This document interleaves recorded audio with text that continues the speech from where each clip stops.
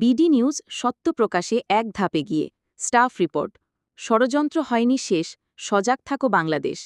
এবার বিস্তারিত। মোহাম্মদ রাকিবুল ইসলাম রাকিব, সভাপতি বাংলাদেশ জাতীয়তাবাদী ছাত্রদল, আলোচনা সভায় গুরুত্বপূর্ণ বক্তব্যে সমগ্র নেতাসমূহকে সজাগ দৃষ্টিতে থাকার আহ্বান জানান।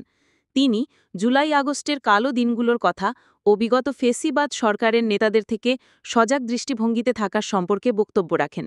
ইসলামের ছাত্র শিবির ঢাকা বিশ্ববিদ্যালয়ের সহ পুরো ক্যাম্পাসে তারা মিছিল করেনি।